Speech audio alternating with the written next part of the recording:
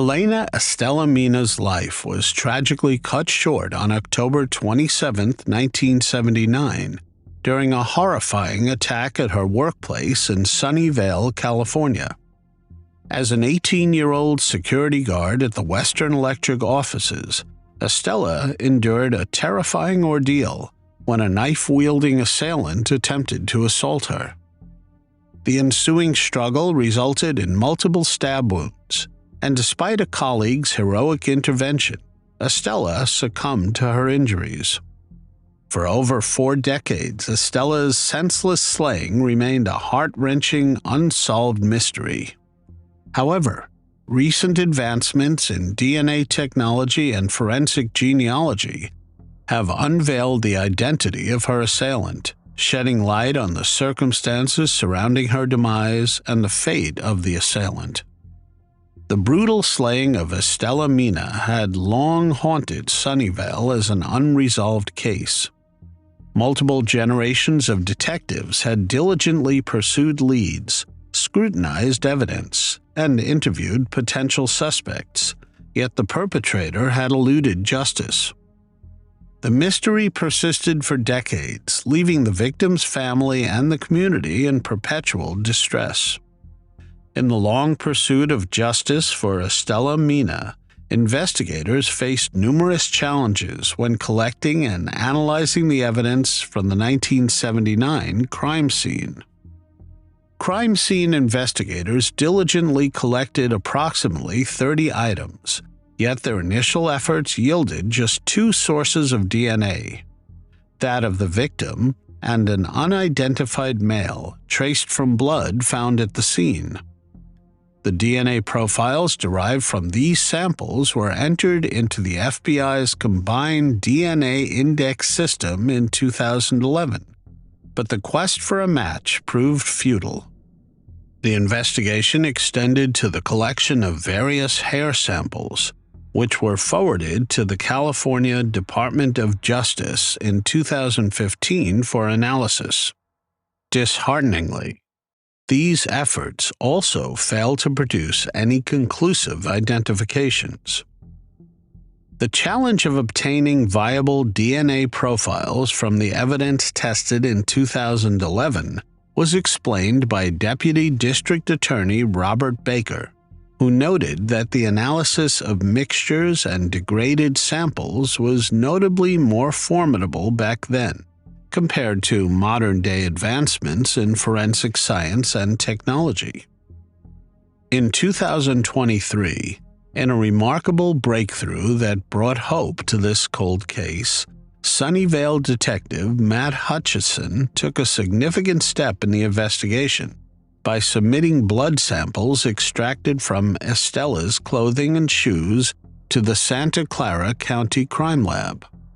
Lab technicians successfully extracted a male DNA profile from these samples, marking a pivotal turning point in the investigation. The suspense in Estella Mena's case finally came to an end when Sunnyvale police confirmed that the DNA profile had led to a conclusive match. The profile belonged to Sam Silva, a violent offender who was just 18 years old at the time of the attack on Estella Mena. During her valiant struggle to survive, Estella had managed to draw Silva's blood, leaving behind an incriminating trace that would ultimately expose her assailant 44 years after the crime. Sam Silva, the man identified as Estella Mena's assailant, had a dark and disturbing past. At the time of the attack, he was merely 18 years old, but his criminal history was already marred by charges of manslaughter, attempting to take a life, assault with a lethal weapon, assault and firearms offenses. He had a frightening propensity for violence and lawlessness. Silva's connection to the area at the time of the attack is noteworthy, as he was staying with family members in the county, and it is very likely that he had previously crossed paths with Estella when they both worked at Great America. However, After committing the heinous act, he fled back to Colorado, where he continued to engage in criminal activities. Sam Silva passed away in 2008 while incarcerated in a Colorado prison, serving a sentence related to a gun charge. The unfortunate turn of events meant that he would never face the consequences of the heinous crime he had committed against Estella Mena in 1979, leaving her family and the community without the closure they had long sought. Elena Estella Mena's case is a testament to the power of modern DNA technology and forensic genealogy in solving cold cases that have long defied resolution. Her tragic end, which remained unsolved for over 4 decades, was finally resolved with the identification of her assailant. While Estella Mena's life was unjustly cut short, her memory can now be honored with the knowledge that her perpetrator has been identified, even if he escaped justice during his lifetime. In December 1988, in a rural wooded area in Waycross, Georgia, a truck driver discovered skeletal remains in a box off Duncan Bridge Road. The remains were that of a young child and were found concealed inside a duffel bag that was placed inside a suitcase, and further concealed inside an old television cabinet. Investigators estimated that the young child had lost her life about 1 to 2 months before being found. The child was a black female and thought to be 3 to 4 years old. She had black hair pulled into a ponytail secured on the top of her head by a brown rubber band. She was found wearing a white knit pullover shirt with a red pony emblem on the upper left chest, white thermal pajama bottoms with maroon trim, and a disposable diaper. The Jane Doe's ears were pierced, but no earrings could be found with her remains. Ware County Sheriff investigators responded to the scene and began working to identify the young girl. Local investigators teamed with the Georgia Bureau of Investigation to aid the investigation. Hundreds of leads and tips to identify the child were examined, and substantial investigative effort was applied toward the case. Unfortunately, with few solid leads to pursue, the case soon went cold. Then, in 2009, authorities reached out to the National Center for Missing and Exploited Children for assistance. Over the years, the center, along with its long-standing partners, conducted several analytical searches and DNA testing in an attempt to locate potential matches to missing children. In 2012, the center's Team Adam was deployed to Georgia and met with investigators for a case review. Team Adam provided technical assistance to the GBI, coordinating efforts to get a new facial reconstruction completed. They completed a facial reconstruction of the little girl using a CT scan of the child's skull and digitally recreated images of the pajamas the child was found wearing. These images were used to create a poster and feature the case on Help ID Me, their Facebook page dedicated to sharing information about unidentified children. In 2020, the Georgia Bureau of Investigation submitted forensic evidence to Othram in the Woodlands, Texas. Othram scientists developed a suitable DNA extract from the evidence and then used forensic-grade genome sequencing to build a comprehensive DNA profile for the unknown girl. After successfully completing the profile, the DNA profile was delivered to the Georgia Bureau of Investigation. Investigators worked with a team of forensic genetic genealogists to develop leads in the case. Their effort, in conjunction with additional leads and tips that surfaced from the increased visibility of the case, led to a potential identity for the young girl. In January of 2023, the GBI said they received a tip from a member of the public claiming to have seen the National Center for Missing and Exploited Children's facial reconstruction. The tipster told police they believed the young girl was Kenyatta Odom. An extensive investigation was then launched to see if that was the case.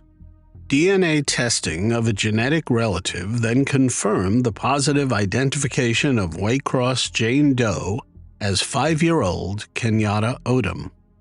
On November 10, 2023, investigators arrested Kenyatta's mother, Evelyn Odom, a.k.a. Zemeka Luciana, age 56, and her former boyfriend, Ulister Sanders, age 61, both of Albany, Georgia. They were indicted and charged with taking a life, cruelty to children in the first degree, aggravated battery, family violence, and concealing a body. Angeline Hartman, the Director of Communications at the National Center for Missing and Exploited Children, said, "This is a case that has touched so many of us at the National Center for Missing and Exploited Children. The heinous details are almost too much to bear, and we have always hoped for answers. We know that navigating these challenging cases is no easy feat. Countless investigators worked relentlessly over the last 35 years, and we are honored to support all the agencies involved who helped solve this case." Colin McNally, a forensic imaging supervisor, is the artist who created Kenyatta's image that led to her identification. "It is an overwhelming feeling when one of our images assists in the identification of a child," said McNally. "These images are designed to capture the attention of an individual who may recognize the person, and they have proven instrumental in solving cases." The National Center for Missing and Exploited Children is currently assisting law enforcement with more than 650 cases of unidentified remains of children. GBI Special Agent in Charge Jason Seacrest had this to say: "To think that a parent actually tossed this child basically into an illegal trash site off the side of the road. It is heartbreaking to consider what that child lived through. People do not get to that point generally just in one moment. To think of the life that that child had to live through even up to that point, and then to just be thrown away." Seacrest said the technology landscape has changed so drastically that he is certain more cases like Kenyatta's will be solved. But many, like Kenyatta's case, need that last crucial piece. Working an investigation and bringing it to a conclusion is not magic. It does take, yes, the knowledge and dedication of the agents and investigators that work it. But sometimes we need a tip, Seacrest said. "We need that right piece of information that pushes us over the finish line. So if you think you have that information, please call the tip line on any case."